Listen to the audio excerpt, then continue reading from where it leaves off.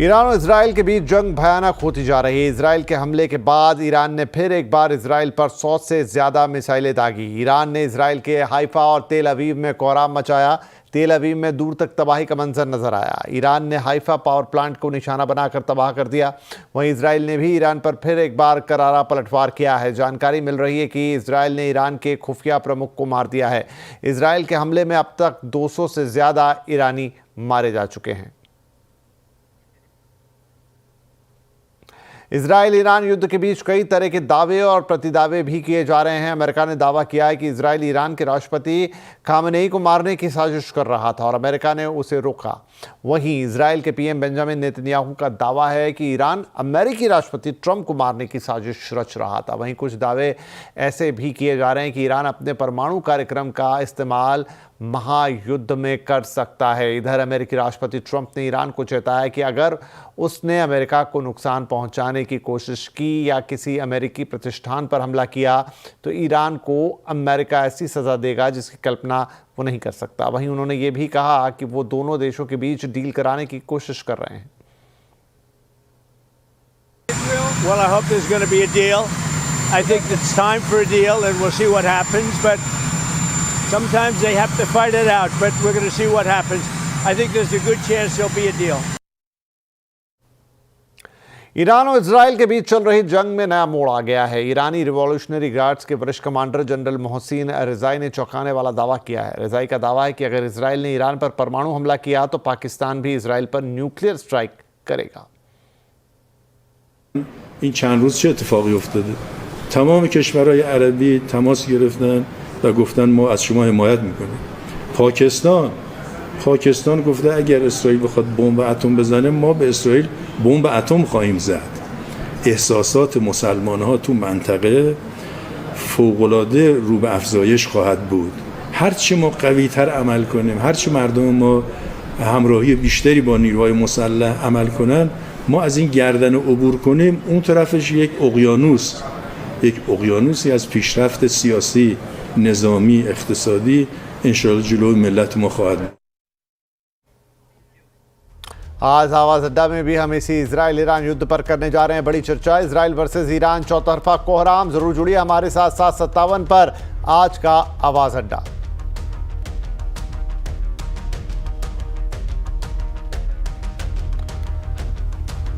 प्रधानमंत्री नरेंद्र मोदी को साइप्रस के राष्ट्रपति निकोस क्रिस्टोडोलिडेस ने सर्वोच्च साइप्रस के सम्मान से सम्मानित किया है। पीएम मोदी ने इस सम्मान को करोड़ों भारतीयों का सम्मान बताया है। प्रधानमंत्री मोदी रविवार को साइप्रस पहुंचे थे। एयरपोर्ट पर प्रधानमंत्री का जोरदार स्वागत किया गया। इसके बाद दोनों देशों के राष्ट्राध्यक्षों के बीच बैठक हुई। प्रधानमंत्री ने व्यापार जगत के लोगों के साथ राउंड टेबल में भी हिस्सा लिया और व्यापार, निवेश और रक्षा जैसे क्षेत्रों पर बातचीत की। पीएम मोदी ने कहा कि ये युद्ध का युग नहीं है। पश्चिम एशिया और यूरोप में चल रहे कॉन्फ्लिक्ट को लेकर हम दोनों ने चिंता व्यक्त की है।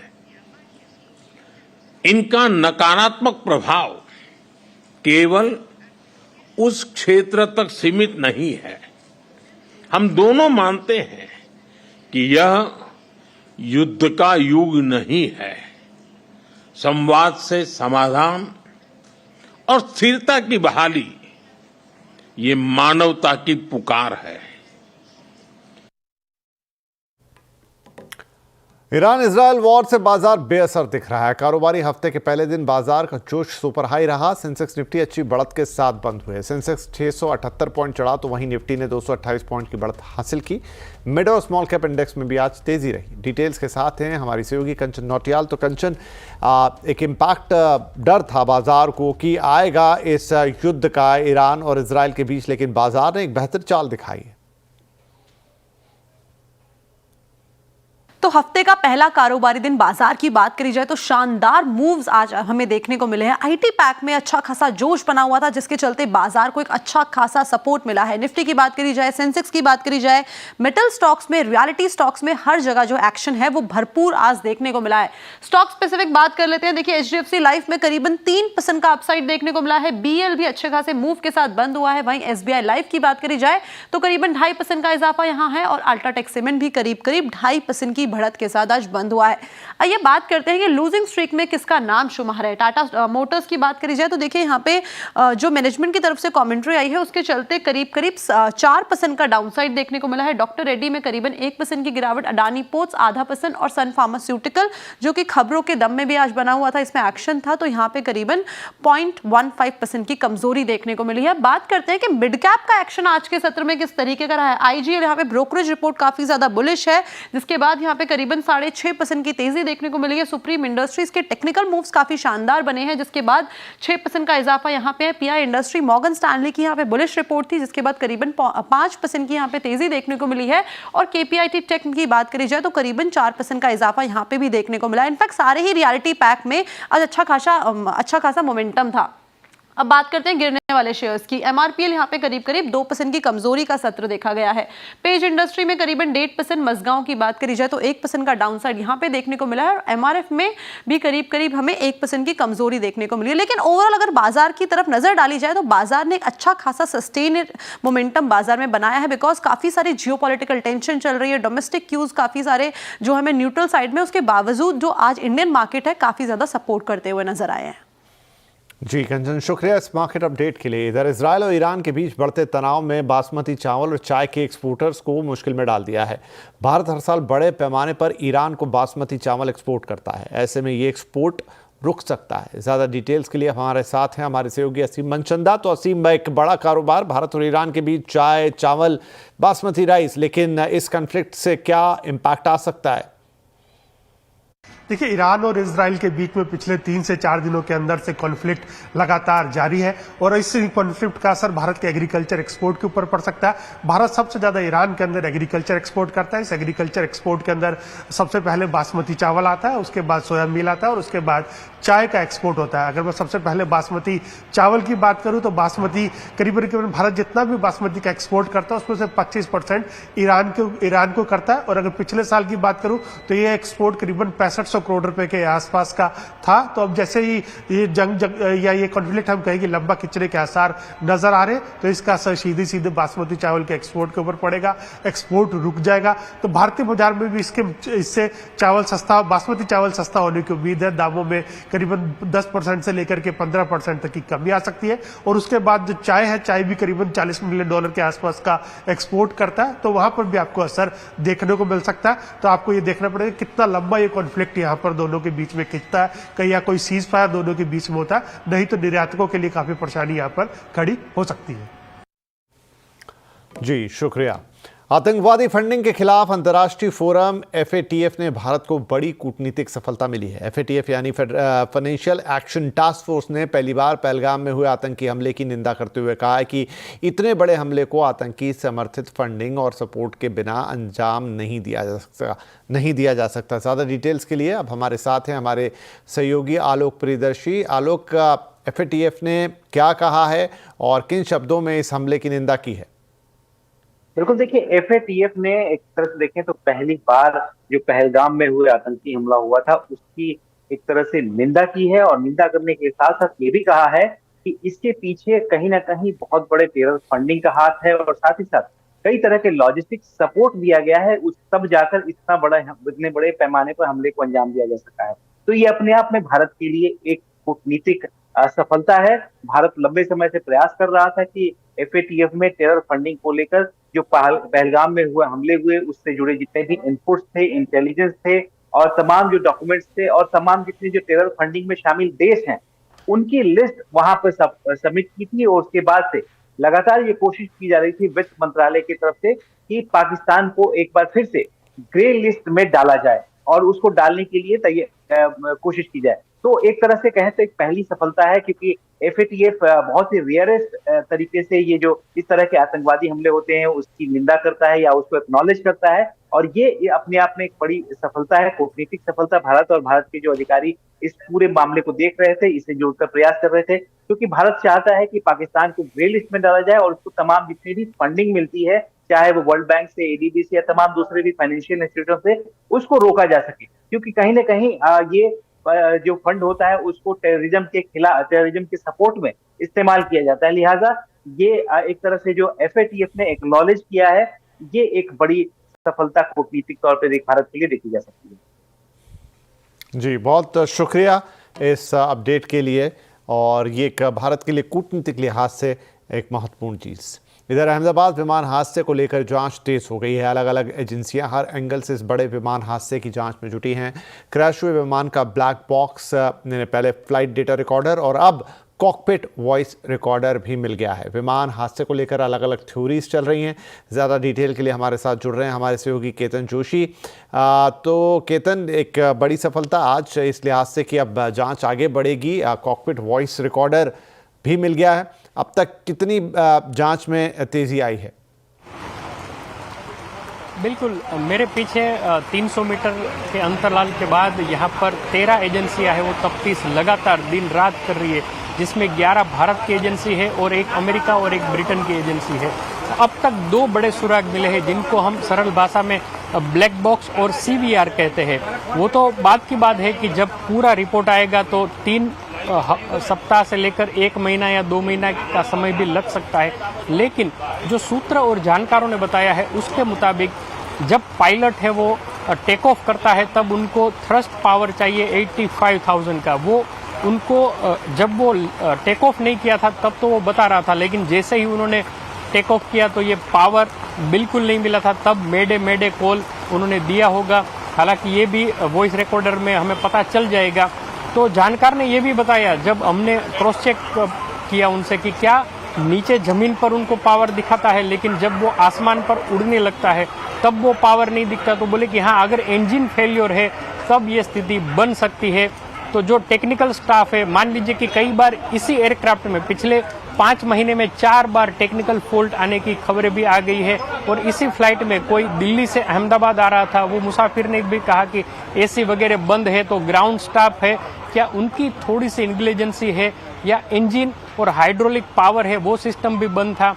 और एक बात है कि फ्लैप और गियर बॉक्स है वो जो के त्यों थे, और उनके आसपास भी एक ऐसा दृश्य दिख रहा था जिससे कि फेल्योर की पूरी एक निशानी है वो इंडिकेशन मिल जाता है। लेकिन ये सारे सवाल, अभी तो जितनी मुंह उतनी बातें हो रही है, लेकिन हमें जो आखिरी रिपोर्ट आएगा तब तक इंतजार करना पड़ेगा। लेकिन अभी जिस तरह से सारे एक्सपर्ट बता रहे हैं, जो सूत्र बता रहे हैं, उसके मुताबिक शायद ही इंजन में पहले से ही थोड़ी गड़बड़ी हो, लेकिन ये टेक ऑफ हो गया, उसके बाद ये सारे कॉल उनको देने पड़े, लेकिन तब तक काफ़ी देर हो चुकी थी।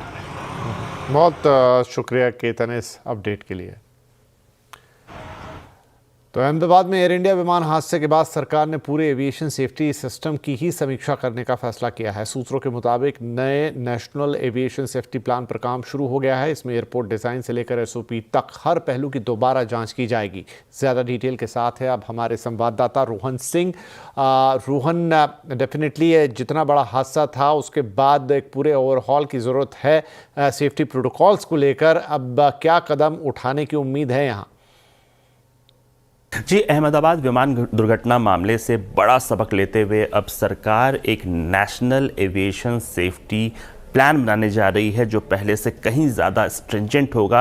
हम आपको बता दें कि अभी 2022 में एक पॉलिसी बनी थी जो अभी इम्प्लीमेंटेड है और सरकार नई पॉलिसी बना रही थी, लेकिन अब जो सूत्र में बता रहे हैं इस पॉलिसी को रिप्लेस करेगी एक बिल्कुल नई पॉलिसी जिसमें इस विमान दुर्घटना के जो सबक हैं उसको शामिल किया जाएगा। साथ ही जो लक्ष्य रखा जाएगा अगले 5 साल के लिए ज़ीरो एक्सीडेंट का लक्ष्य रखा जाएगा और आमूल चूल परिवर्तन होगा पूरे एविएशन सिस्टम में, चाहे वो एयरपोर्ट का डिज़ाइन हो या फिर जो विमान है उनकी सेफ्टी से जुड़ी चीज़ें हों, एंट्री एग्जिट जैसी चीज़ें हों, या फिर जो रेगुलेटर है उनमें मैन पावर हो, इन सब पे ध्यान दिया जाएगा। और AI भी जो अभी पूरा इन्वेस्टिगेशन कर रही है उससे रिकमेंडेशंस लिए जाएंगे। जो हाई लेवल पैनल बनाया गया है होम सेक्रेटरी की अध्यक्षता में, उससे रिकमेंडेशन लिए जाएंगे और अगले 5 साल के लिए काफ़ी मजबूत पॉलिसी बनाई जाएगी और ये सुपरसीड करेगी बाकी जितनी भी पॉलिसीज़ हैं उसको। और इसमें एविएशन से जुड़ी छोटी से छोटी चीज़ों का ध्यान रखा जाएगा ताकि अगले 5 साल में कोई हवाई दुर्घटना ना हो सके।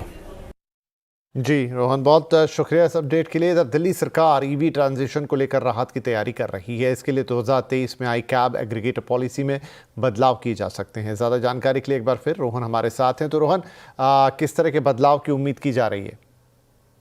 जी, दिल्ली सरकार कैब एग्रीगेटर और फ्लीट सर्विसेज की जो पॉलिसी है उसमें बदलाव करने जा रही है। 2023 में ये पॉलिसी आई थी, 2024 से लागू हुई थी और इसमें एक टाइमलाइन दिया गया है उन तमाम फ्लीट ओनर्स को जिनके पास 25 से ज़्यादा गाड़ियां हैं, चाहे वो ओला उबर जैसे कैब एग्रीगेटर्स हो या फिर जोमेटो स्विगी जैसे जो डिलीवरी सर्विस प्रोवाइडर्स हैं, उनको अपनी फ्लीट में बदलाव करना था, इलेक्ट्रिक गाड़ियाँ लानी थी और इसके लिए जो टाइमलाइन रखा गया है 2030 तक का, हर साल उसमें परसेंटेज वाइज इंक्रीज़ करना था। अब ये जो फ्लीट ओनर्स हैं इनकी काफ़ी समय से मांग थी कि जो टारगेट रखा गया है वो काफ़ी मुश्किल है, उसे रिलैक्स किया जाए। मसलन कि 2 साल में जो 2 व्हीलर या 3 व्हीलर है 50% तक ईवी होने का लक्ष्य रखा गया था। साथ ही अगर 4 व्हीलर्स की बात करें तो 3 साल में इसे पूरी तरह से ईवी करने का प्रस्ताव रखा गया था 50% तक का। अब 2030 तक का जो लक्ष्य है 100% तक का, सरकार उसे तो वैसा ही रखने वाली है, लेकिन जो हर साल का टारगेट है उसमें थोड़ा रिलैक्सेशन दे सकती है क्योंकि बड़ी संख्या में रिप्रेजेंटेशन मिला है इन कंपनियों की तरफ से और कहा गया है कि बहुत सारे लोगों का रोजगार प्रभावित होगा।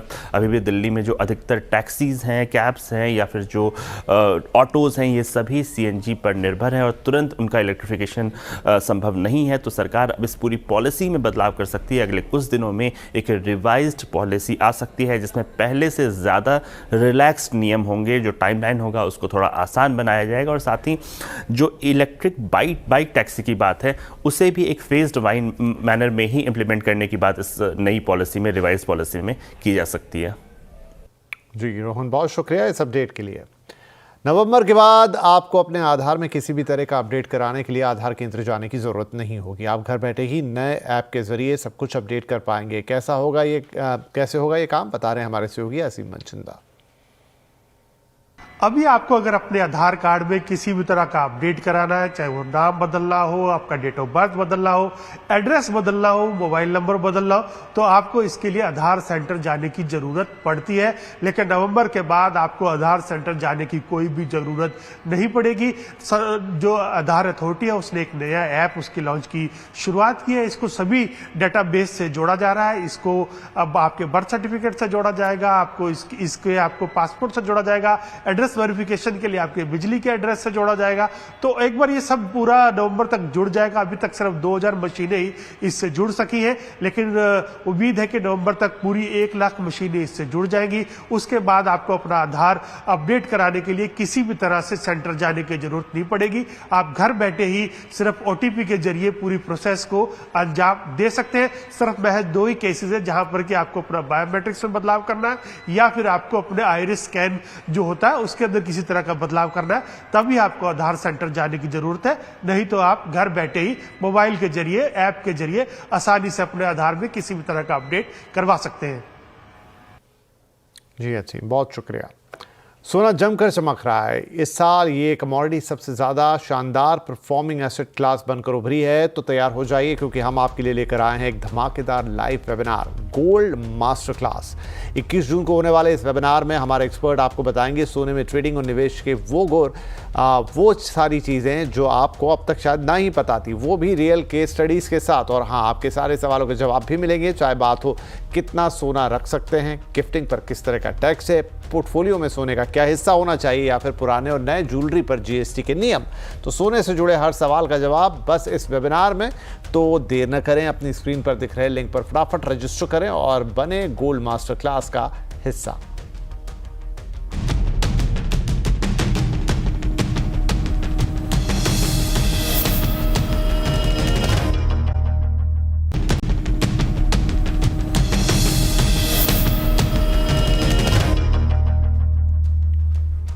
Welcome back. आप देख रहे हैं आवाज समाचार। अब कुछ और खबरें। गृह मंत्रालय ने 2027 में होने वाली राष्ट्रीय जनगणना की अधिसूचना जारी कर दी है। ये जनगणना 2 चरणों में की जाएगी।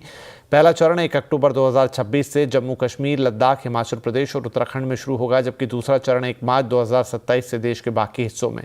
इस जनगणना में पहली बार जातीय जनगणना भी शामिल की जाएगी, जो 1951 के बाद पहली बार होगी। जनगणना प्रक्रिया में डिजिटल उपकरणों का उपयोग किया जाएगा और नागरिकों को अपनी जानकारी ऑनलाइन भरने का अवसर भी मिलेगा। देश के कई राज्यों में धुआंधार बारिश हो रही है। भारी बारिश के चलते लोगों को काफी परेशानी का सामना करना पड़ रहा है। यातायात भी प्रभावित है। गुजरात के भावनगर में जोरदार बारिश हुई। भारी बारिश के बाद भावनगर में कई जगह पर पानी भर गया। महाराष्ट्र के कई जिलों में भारी बारिश हुई है। रत्नागिरी जिले के संगमेश्वर में बारिश के बाद बाढ़ जैसे हालात हैं। लगातार हो रही बारिश की वजह से जिले की कई नदियां खतरे के निशान के पार हैं। मुंबई, नवी मुंबई, ठाणे में भी जोरदार बारिश है। एमपी, राजस्थान, बिहार समेत 16 राज्य आज भारी बारिश का वहां पर अलर्ट है। इधर दिल्ली के कई हिस्सों में भी आज बारिश हुई, जिससे पिछले कुछ दिनों से पड़ रही भीषण गर्मी से लोगों को कुछ राहत मिली है। भारत के G20 शेरपा और नीति आयोग के पूर्व सीईओ अमिताभ कांत ने 45 साल की सरकारी सेवा के बाद इस्तीफा दे दिया है। उन्होंने लिंक्डइन पर एक लंबी पोस्ट लिखी। उन्होंने अपनी पोस्ट में प्रधानमंत्री नरेंद्र मोदी का आभार जताया और कहा कि प्रधानमंत्री के नेतृत्व में उन्हें भारत के विकास में योगदान का मौका दिया। अमिताभ कांत ने यह भी लिखा कि वो अब एक नई शुरुआत कर रहे हैं। कांत ने 2023 की G20 अध्यक्षता को यादगार बताया, जब नई दिल्ली लीडर्स डिक्लेरेशन और अफ्रीकी संघ की G20 सदस्यता जैसे कदम उठे। नीति आयोग में उन्होंने आकांक्षी जिला कार्यक्रम, स्टार्टअप इंडिया, डिजिटल इंफ्रास्ट्रक्चर को बढ़ावा दिया। मेक इन इंडिया और इनक्रेडिबल इंडिया जैसे अभियानों से उन्होंने भारत की वैश्विक छवि को निखारने में मदद की। कांत अब स्टार्टअप्स और थिंक टैंक्स के साथ विकसित भारत के लिए काम करेंगे। उन्होंने वित्त मंत्री निर्मला सीतारमण, विदेश मंत्री एस जयशंकर और पीएम के प्रधान सचिव पीके मिश्रा का भी आभार जताया। अपनी इस पोस्ट में कांत ने अपने कुछ फोटोज भी पब्लिश किए। बंगलुरु का एक वीडियो आज सोशल मीडिया पर वायरल हो रहा है। वीडियो में एक रैपिडो बाइक ड्राइवर महिला यात्री के साथ मारपीट करता नजर आ रहा है। दरअसल महिला ने तेज स्पीड और रफ ड्राइविंग पर ड्राइवर से शिकायत की थी। इस बात को लेकर दोनों के बीच बहस हुई। कथित तौर पर दोनों के बीच सही से बातचीत ना हो पाने के कारण बहस बढ़ गई। इसके बाद वीडियो में ड्राइवर महिला को थप्पड़ मारते दिखा, जिससे वो जमीन पर गिर गई। फिलहाल पुलिस ने रैपिडो ड्राइवर को हिरासत में ले लिया है। We have taken up a complaint and the person has already been taken to custody and we are inquiring into it and whatever the complaint comes as per that we'll take up a case, but nothing which is it was not brought to the police notice when the viral media became viral in the social media. We have only approached the concerned person and we have asked them to give a complaint. So this is the case. तो फिलहाल आवाज समाचार case addition में इतना ही। खबरों पर लगातार update आपको मिलेगा हमारे सोशल मीडिया हैंडल्स पे। जरूर विजिट कीजिए। क्लिक में आपको नई और ताज़ा खबरें मिल जाएंगी। नमस्कार।